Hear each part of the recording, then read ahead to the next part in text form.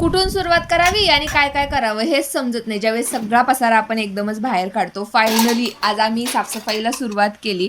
2 रूमचं आज टार्गेट होतं. सगळी भांडी आम्हाला घासायची होती, रूम्स धुवून घ्यायच्या होत्या आणि वर्षातून एकदाच असं पाणी वगैरे मारून सगळं साफसफाई होते. इतर वेळेस आपण देवघर नुसतं पुसून घेतो, पण एकदाच मी ते व्यवस्थित घासून घेते. आणि डब्बा वगैरे पॅक करून माझं पिल्लू शाळेत गेलं होतं, पण पावसामुळे त्याला सुट्टी मिळाली आणि मधूनच ते रिटर्न आलं. तांबे, पितळेची भांडी इतर वेळेस तर एकदम खराब दिसतात, पण घासल्यानंतर एकदम ती चकाकायला लागतात. काम तर आपलं होतच राहणार आहे. म्हटलं चला आधी पोटोबा करून घेऊया.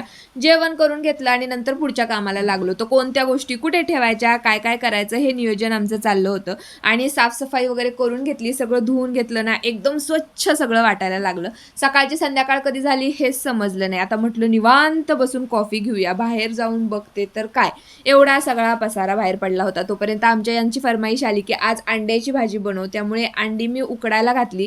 ही उकडू देत म्हटलं, तोपर्यंत आपली स्वतःचं काहीतरी बघून घेऊया. सकाळपासून माझा खूप अवतार झाला होता, त्यामुळे फ्रेश झाले आणि माझ्या पिल्लूकडे सुद्धा लक्ष देणं मला अजिबातच झालं नव्हतं. अंडी उकडल्यानंतर अंडा करी तर मी बनवून घेतली, पण मला सुद्धा आज ना अंड्याचं ऑमलेट खाण्याची इच्छा झाली, त्यामुळे ते सुद्धा मी बनवून घेतलं. असाच होता दिवस. चला बाय.